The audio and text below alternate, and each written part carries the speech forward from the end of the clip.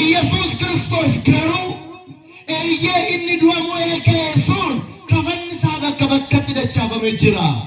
Namni hattuun keessa hatte, manni hattuun litte, hattuun wayyaa isa kaan fudhattee isa kaan dachaastee lafa keessa hin deemti.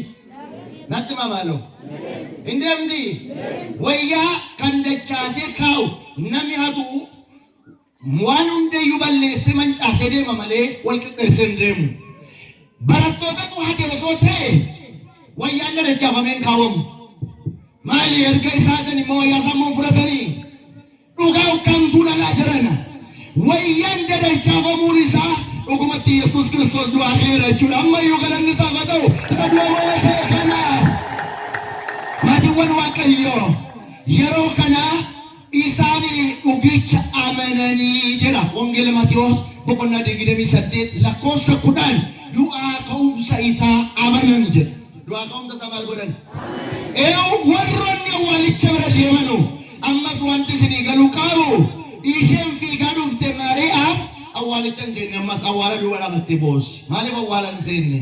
Awwaala argitiin banamaa isaa garuu hin seenne. Meqdesi iddoo Yesuus Kiristoos fooniif dhiigni isaa itti laatamu warroonni seenuu danda'an warra aangoo lubummaa qaban akka ta'ellee asirra barra. Haa ta'u garuu Yesuus Kiristoos erga du'aa ka'ee jaroonni lama deemsa karaa jalqaban abdii kutatanii abdiin kutatinaa abdiin keenya eenyuudha? Jedhamaloo abdiin keenya eenyuudha? Namni bara siyaanaa abdii dhabe ni kan qoricha dhugan ni kan finyoottoof laata. Abdii qabna nuti abdii jireenya garaagaraa abdii qabna nuti abdii dukkana ibsuu danda'u Waaqayyoon galanni isaa haa ta'u malee dukkana keessaa ni basalau. Saba Waaqayyoo jaroonni kun lamaan Yerusaalem irraa kiiloomeetira 12 kan dhaatu deemsa karaa Imaa'oosii jalqabanu. Maqaan isaa tokko Qaliyoophaa jedhama. Inni tokko immoo barreessama wangeela Luqaas abbaa qorichaan deemsa jalqabanu. Gaafa deemuu jalqabanu waa'ee Yesuus Kiristoosiin haasa'u. Waa'ee eenyu? Shoonitti dubbadha. Waa'ee eenyu? Haadha koo anaafatti gaafa lama taanee wal arginu waa'ee eenyu haasa'uuf daree? Dhuguma waa'ee Waaqaa haasa'umna. Waa'ee dubartittii ijoollee keenya haasa'umna. Waa'ee namichicha ijoollee keenya haasa'umna. Jarri kun garuu lama ta'anii deemsa karaa Imaa'oos irratti waa'ee sitti fannifame sana inni ani jireenya jedhe sun akkamitti fannifame du'a nan ka'a jedheera. Dhuguma barruunsa akkas dhiige dhuguma cinaacha isaa akkas waraaname dhuguma du'a ka'a jedhanii haasaa mataa wal cabsaa deemu. Inni dhaga'ama karaarra haasaa deemu. Ati yaadoo gaafa karaarra deemtu nama machaan deemin.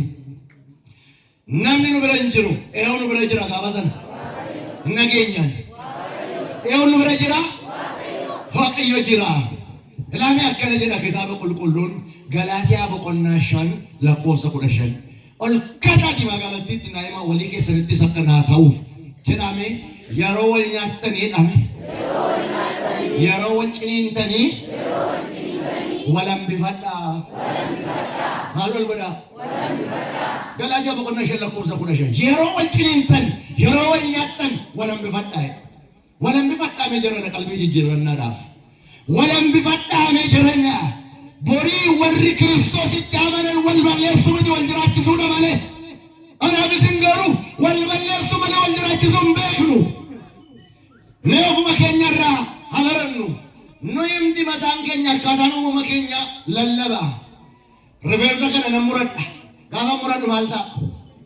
Maal ta'a? Hin biqila moo achumatti hafa? Maal jettan?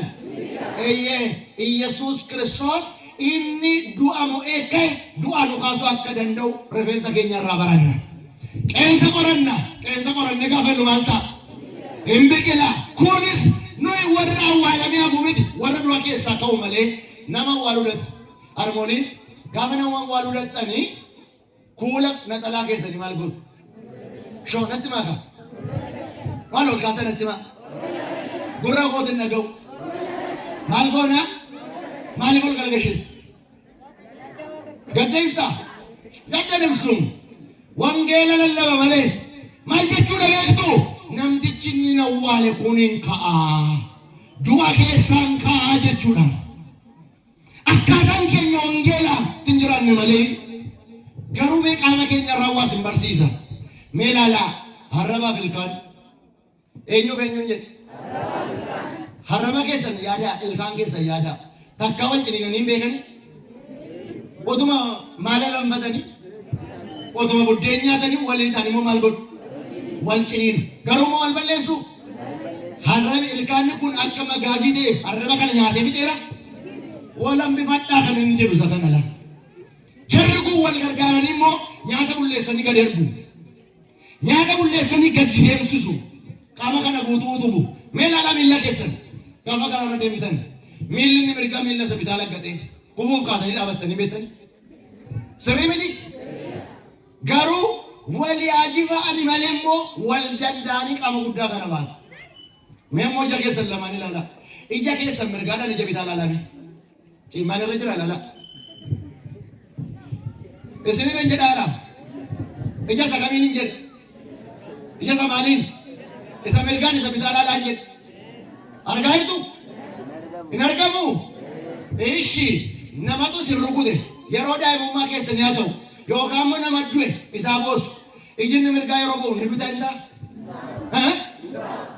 Yeroo inni tokko bo'u inni tokko maal ta'a waliin argani garuu gaddas gammachuus wajjin hirmaatu. Anaafani warri wal ilaallu garuu haadha tokko warri taane Kiristoos irraa warri jaalamne eeyyee waliyyuun gaddinu gadda walitti qoosna malee gammachuu namatti ashoofna malee. Waaqayyo nu yaadachuun jaalala isaa haa ta'u. Karaarra deemu Yesuus Kiristoos bukkee isaanitti argame maal isaanitti isin cinatti dhufee isiniif haa argamu. Gaafa isin qofaa taatan gaafa isin nama hin qabne Kiristoos dhufee isin bukkeetti haa argamu. Gaafa isin qofaa gungumtan abidanii gaafa isin jireenyi keessan dukkanaa'ee bakka gadhiistanii godaantan Yesuus deemee isin bira dhufu. Simattaa kaa isa dhufuu sana isa deemee nama bira dhufu sana Yesuus isaan bukkee dhufe maaliidha inni isin mataa wal cabsaa deemtanii. Ante kan Yerusaalem katamaa hin gidaaramne ati magaalaa Yerusaalemiif keessummaadha. Waan gidduu kana ta'e waa'ee isa fannifame waa'ee isa cinaachisa waraaname waa'ee isa Niqoodimoos faana dibuusanii awwaalanii gidduu kana nageenye jedhanii gaafatan. Inni isaan gaafataa jiranii maal walitti heewudha waa'ee masaa haasa'u isa bukkee jira. Gaafa namni waa'ee kee haasa'u garuu gaafati waa'ee nama haasoftus Kiristoos bira jira. Laadhoo ofaa ilaallu Yesuus waa'ee isaa haasaa jiru dhufee bukkeetti argame. Maaliidha nama ta'an cabsitan jennaan waan gidduu kana ta'e nageenya jennaan maaliif yaadni keessan daagii ta'e. Haadhoo koo hin baranne waggaa waggaan hin baranne torbee torbee hin baranne guyyaa guyyaan yaadi keenya maaliif daagii ta'e hubachuudhaaf wangeelli lallabamuu hin dhabamne jiraachaa hin jirru garuu maaliif jiraachuu dadhabne. Waaqayyoon nageenya nu gargaaruun eeyyama isaa haa ta'u.